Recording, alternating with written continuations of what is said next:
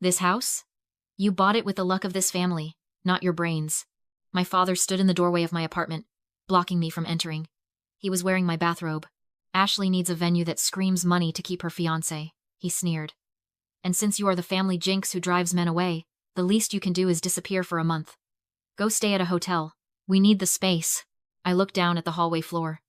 Piled next to him were garbage bags filled with my clothes. On top sat my university diploma. The glass shattered. I didn't scream. I didn't cry. I realized right then that they were not family. They were squatters. Okay, I said. I turned around, walked back to the elevator, and pulled out my phone. I didn't open a hotel app. I opened my smart home admin dashboard. Drop a comment and let me know where you are listening from right now. I want to see how far this story travels. I sat in my car parked 2 blocks away, my hands gripping the steering wheel so hard my knuckles turned white. I wasn't cold, but I couldn't stop shivering. It wasn't fear. It was a rage so old and so deep I thought I had buried it years ago.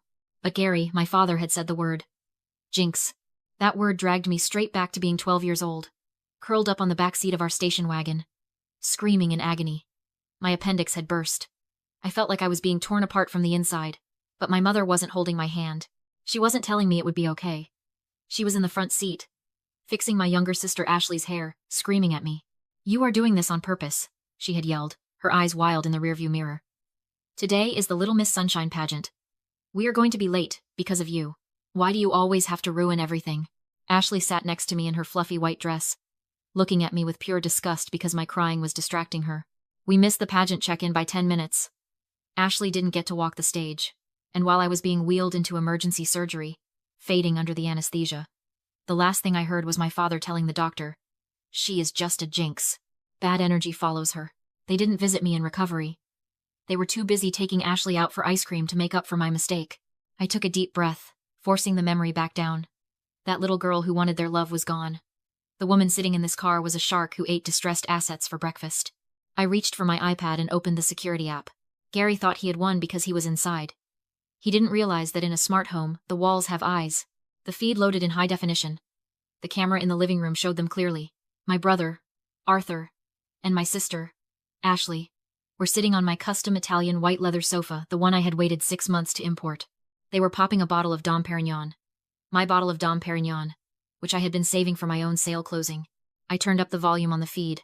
"This place is perfect," Ashley said, kicking her feet up on the coffee table. She was wearing shoes. "Gregory is going to flip. When I told him Dad bought this for me as a dowry, he actually choked on his drink. His family thinks we are loaded." Arthur laughed, pouring more of my wine into a red plastic cup. "You are a genius, Ash. Once you get that ring on your finger, who cares if we have to kick Jessica out later? She is a doormat. Dad told her to go to a hotel and she just walked away. She is pathetic. She is just a house sitter." Ashley grinned. "This is my house now. At least for the wedding photos. We just need to hide her ugly art." I watched them toast to their brilliance. I watched them laugh at my expense. The shivering stopped. This wasn't just a family imposing on boundaries. This was fraud. They were using my $3 million asset to trick a wealthy family into a marriage based on a lie. They weren't just stealing my space. They were stealing my identity to launder their own reputation. I looked at the screen. Arthur spilled wine on the white leather. He didn't even wipe it up. They thought I was the jinx. They thought I was the one who brought bad luck. I wiped a single cold tear from my cheek. "You are right," I whispered to the empty car. "I am the jinx, and I am about to show you exactly what bad luck looks like." The next morning, I practiced my defeated daughter voice in the rearview mirror. I let my shoulders slump. I relaxed my jaw. I needed to sound like the beaten-down girl they had trained me to be, not the woman who negotiates multi-million-dollar commercial leases for breakfast. I dialed my father. He answered on the first ring, probably expecting me to beg. "I am sorry, Dad," I said, forcing a wobble into my voice. "I was tired last night." "You are right. Ashley deserves a perfect wedding. I do not want to be the reason she is unhappy." I heard him exhale, a sound of pure, smug satisfaction. "I knew you would come to your senses, Jessica," he said. "We are family. We forgive you. Just don't let it happen again." "I won't," I lied. "But there is a problem with the building management. Since I am leaving, I need to register Arthur as the primary guest so he can get past the doormen. They are really strict. I need him to meet me to sign the authorization forms." "Fine," Gary said. "He needs the keycard anyway. He will meet you at the coffee shop on 3rd Street in 20 minutes. Don't be late. He hung up. I stared at the phone. He didn't ask how I was doing. He didn't thank me. He just took. I drove to the coffee shop. Arthur was 20 minutes late. When he finally walked in, he was wearing sunglasses indoors and talking loudly on his phone. He sat down without looking at me, snapped his fingers at a barista, and pointed to a pastry. Yeah, she caved, he said into his phone, laughing. I told you. She always folds. Okay, later. He hung up and looked at me with a smirk that made my skin crawl. So, he said. Where is the keycard? Ashley wants to move the DJ equipment in by noon.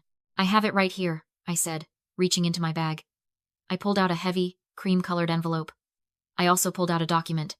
But you need to sign the building registration first. Arthur rolled his eyes. More paperwork? You are such a buzzkill, Jess. It is for the VIP access, I said softly. This was the bait. I knew my brother. He didn't care about rules, but he cared about status. If you sign this, you get the black tier keycard. It gives you access to the private elevator so you don't have to ride with the neighbors. It opens the rooftop infinity pool after hours, and it lets you use the valet service for your friends. Arthur's eyes lit up. Private elevator? Nice. Finally, some perks. He grabbed the pen. Here is the thing about predators like Arthur. They are so busy looking for the next meal that they never look at the trap. The document in front of him had a cover sheet that said Resident VIP Authorization in big, bold letters. But the pages underneath were something very different. It was a short-term commercial event rental agreement. I didn't invent this document. I use it for my corporate clients when they rent event spaces. And it contains a specific legal loophole that was about to ruin his life. If I let Arthur stay as a house guest, he would legally become a tenant after a few days. If I wanted to kick him out, I would have to go through a 90-day eviction process. The police wouldn't touch him. But a commercial client? That is different. When you sign a commercial contract, you waive your residential rights. You are not a tenant. You are a customer. And if a customer destroys property, or violates safety codes, they are trespassing. They can be removed instantly. And there was one more clause I had added to page 4. The signatory assumes 100% personal financial liability for any damage to the building's infrastructure, safety systems, or common areas. Arthur didn't flip to page 4. He didn't even read page 1. He was too busy texting Ashley about the infinity pool. He scrawled his signature on the bottom line. Arthur Miller. There, he said, tossing the pen back to me. Give me the card. I handed him the key card. It felt heavy in my hand, like a grenade with the pin pulled. Have fun, I said. The building is very sensitive, Arthur. Just be careful. Relax, Mom, he sneered. We know how to party with class. You wouldn't understand. He grabbed his pastry and walked out without paying. I picked up the document. I blew on the ink to make sure it was dry. I folded it carefully and placed it in my bag. He thought he had just signed for a VIP pool pass. He had no idea he had just signed a confession that would cost him more money than he would make in his entire life. I took a sip of my coffee. It tasted bitter, but it went down smooth. 3 days later, I sat in a 24-hour diner directly across the street from my building. I had a clear view of the penthouse windows on the top floor. They were glowing like a beacon in the night sky. I sipped my black coffee and opened my laptop. The security feed was live and streaming in high definition. It was the night of the Bachelor Mixer. Arthur had invited 50 of his closest friends, which meant 50 people who were just as loud and entitled as he was. I watched them file in through the lobby. My parents arrived first. Gary was wearing a tuxedo that was a size too tight, strutting past the doorman like he owned the entire city block. My mother was right behind him, directing the caterers, pointing at my expensive rugs with an imperious finger. They looked so proud. They looked like victors. They thought they had bullied me into submission and successfully stolen my life for the weekend. But then I saw what Arthur's friends were carrying in from the service elevator. My stomach turned, but a cold smile touched my lips. They were hauling in crates of alcohol, massive speakers, and 3 large, brass hookahs. And tucked under Arthur's arm was a black case labeled Cold Spark Pyrotechnics. Indoor fireworks. I looked at the digital copy of the contract on my desktop. Clause 4. Section B. Absolute prohibition of open flames, pyrotechnics, and indoor smoking. They weren't just bending rules, they were smashing them. Arthur planned to set off pyrotechnics inside my sealed high-rise. Stupid, dangerous, predictable. I didn't need to hack anything, I only needed to use what I already controlled and let their own recklessness do the rest.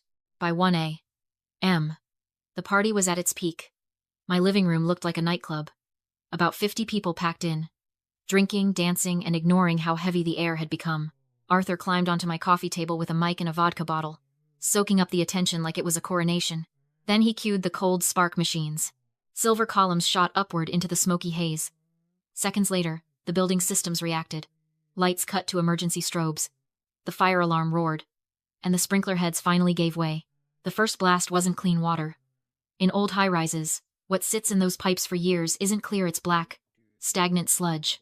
It poured from the ceiling in a foul curtain, coating my white leather sofa, soaking the Persian rugs, and hitting Ashley standing beside Arthur right on the head. Her white designer dress turned gray, then black, instantly.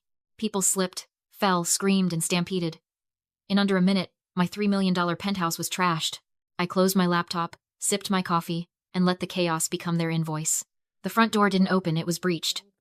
3 police officers and the building manager, Mr. Henderson, stormed in. I followed a beat later with a manila folder in my hand. Inside, my parents huddled near the kitchen island, drenched and shaking, their nice clothes ruined. Ashley sobbed, wiping sludge from her eyes. My mother lunged toward me, begging me to tell the police it was all a mistake. I didn't need to. The evidence was everywhere. The pyrotechnics still smoking, and on the coffee table, floating in black water, were bags of white powder and paraphernalia. Arthur's friends hadn't hidden fast enough. Arthur screamed, "It's my sister's place!" The officers cuffed him anyway. Unauthorized pyrotechnics in a residential high-rise wasn't a misunderstanding. With drugs on scene, it was a felony problem. Mr. Henderson turned on me, furious, shouting about leaks into the unit below, compromised elevators, and massive structural damage, then vowed to sue me for every penny. "No, you won't," I said, and handed him the document Arthur had signed without reading. "I'm not the liable party. They aren't residents. They aren't my guests. This is a commercial client, Arthur Miller. And per this contract, he assumed 100% personal financial liability for damage to the building's safety systems and infrastructure." Henderson's rage cooled into pure bureaucratic ice. He walked straight to Arthur. "My legal team will file a lien against your assets tomorrow morning. Preliminary building damage. $150,000 before we calculate remediation downstairs." Arthur finally looked at his VIP autograph and understood it wasn't a flex. It was a sentence. Later, in the quiet hallway, sirens gone, black water still dripping, my parents shook with fury and shame. My father called me heartless. My mother called me a curse. "I didn't destroy anything," I said. "I just turned on the lights."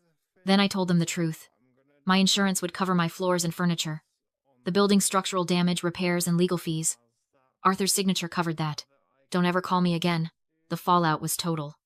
Ashley's wedding collapsed after the police report went public and her fiancé's family dug into the fraud.